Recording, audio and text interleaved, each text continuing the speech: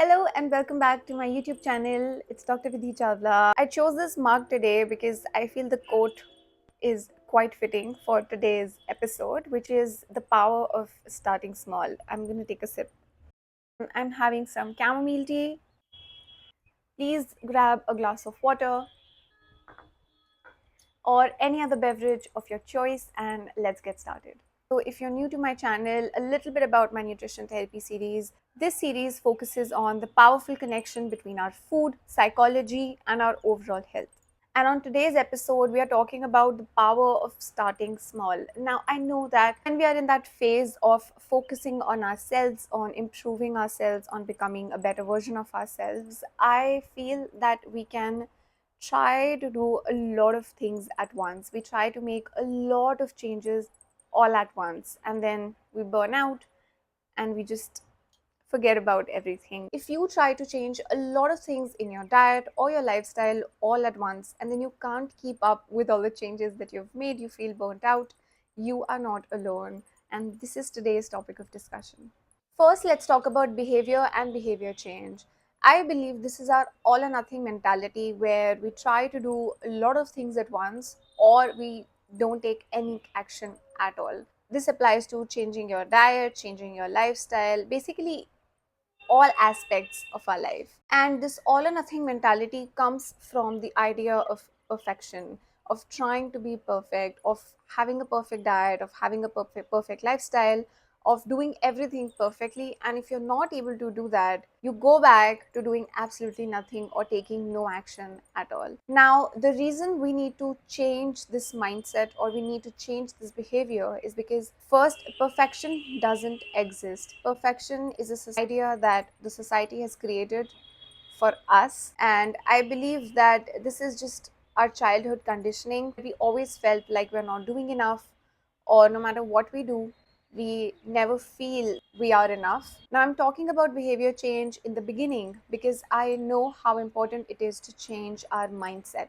Your mind or your thoughts control your life. How you think about certain things actually defines your actions. I'm sure you must have experienced some resistance, especially mental resistance, when you're trying to make a change. And that's because your brain is wired for pleasure, not for discomfort. So, when you make any kind of change in your life, it comes with a lot of mental resistance. And when you make a lot of changes at once, there is a lot of mental resistance. You overwhelm your system and then you give up everything. A classic example is changing your diet, starting a workout, creating an early bedtime routine all at once. Now let's talk about the power of tiny habits. Enter BJ Fogg, a behavioral scientist who pioneered the concept of tiny habits. Instead of trying to change your diet overnight, Fogg suggested that you make tiny, achievable actions in the short term that pave the way for the road ahead.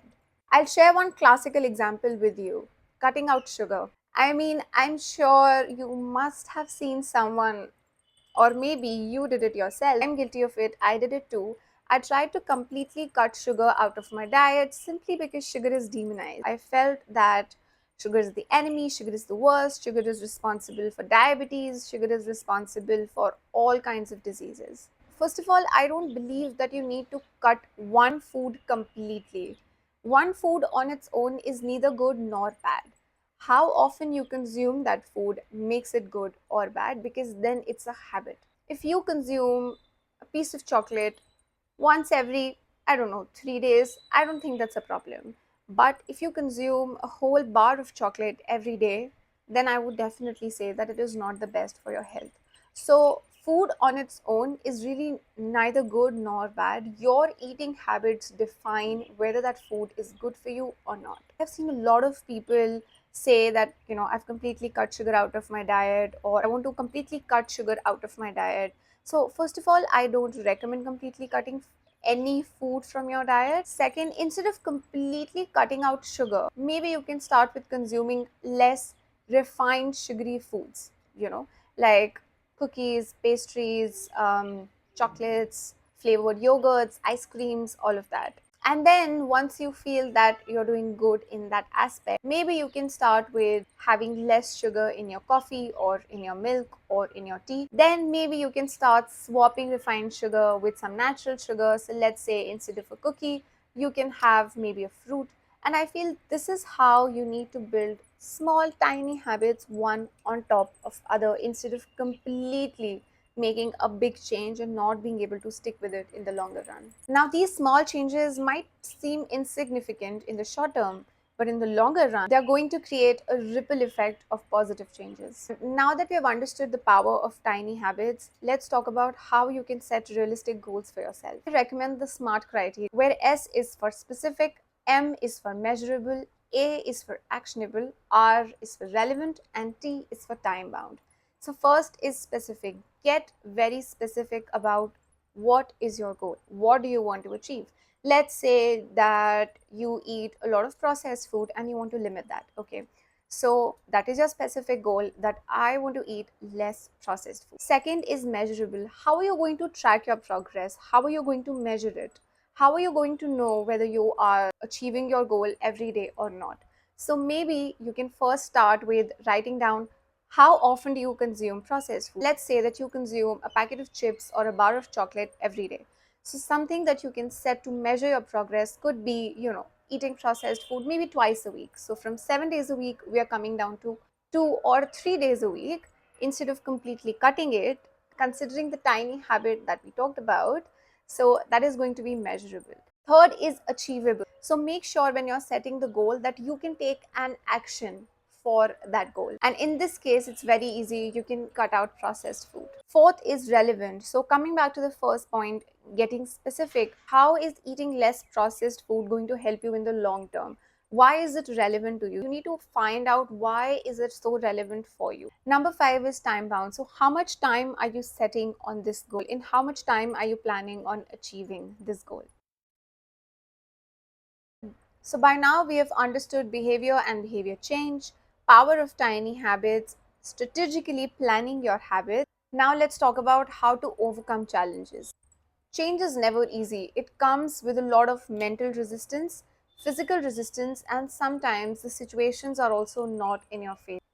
Something that a lot of clients say to me is that whenever they are trying to make a change in their diet or whenever they try to eat healthy, some event or some occasion or some vacation comes up and it's like, oh my god, why is it happening now? That whenever you're trying to make a change, you have to be prepared for the challenges that are going to come. And something that really helps me in staying on track is knowing that I will not be able to give my 100% every day. But that doesn't mean that on days I can't give my 100%, I don't even have to give my 70 or my 50 or my 30. It's never 100 to 0 or 0 to 100. And this is exactly what today's topic is, that starting small, 0 to 1, 1 to 2, 2 to 3, instead of going from 0 to 100, 100 to 0, 0 to 100, 100 to 0, because it is draining. On days when you know that you can give your 100%, give your 100%. And on days when you feel that you cannot give 100%, try giving 80, try giving 70, try giving 50, 40, 30, but you just have to give, you just have to show up, just have to show up.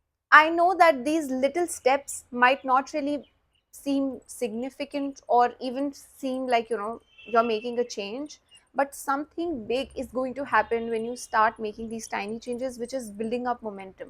Something that felt so difficult and had so much resistance in the beginning is going to feel easier, and there's going to be much less resistance, which is important if you want to make a healthy diet, a healthy lifestyle sustainable.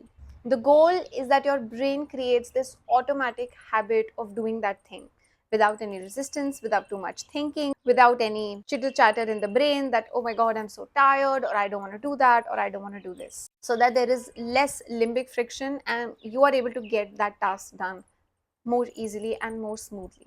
Let's talk about the most exciting part about creating small changes or starting small, which is long term fulfillment. Now, I don't know about you, but I have tried short term diets and short fixes so many times, but I couldn't make those changes last for a very long time. What really lasted for me was making small changes. When you make these small changes, हमें पता भी नहीं चलता है that they become something so big. And then when we look back and reflect that, oh my god, this is where we started from. You know, when you reach like 50th step and then you turn around and look, you've climbed so many stairs and you didn't even realize. I'm sure you must have heard this classic story of slow and steady wins the race. Slow and steady tortoise wins the race against fast but inconsistent hare. So, this is maybe a good reminder for you to focus on consistency over intensity, creating small, long lasting habits instead of big, short term habits. I'm going to finish this quickly. Thank you so much for joining me today. I hope that you found this video helpful. I hope that you are learning something from this nutrition therapy series. Honestly, the main reason why I created this series, in fact, the main reason why I decided to become a nutritionist after studying medicine and after starting my medical practice is because I genuinely believe that prevention is better than cure. You spend much less money, much less time, much less energy in taking care of your health than visiting multiple doctors, getting multiple tests done, taking multiple medicines, honestly. And I personally believe in the power of food, in the power of nutrition, in the power of exercise, stress management. But I know that these small nuances play a big role, and this is why we're not able to stick with healthy eating in the long term. And this is the main reason why I created nutrition therapy series, because I wanted to focus on understanding the psychology behind food, behind our habits, and how to make long lasting changes. My mug has got a little heart. It is so cute. Anyway, thank you so much for watching. Until next time, take really good care of yourself. Have a glass of water and bye.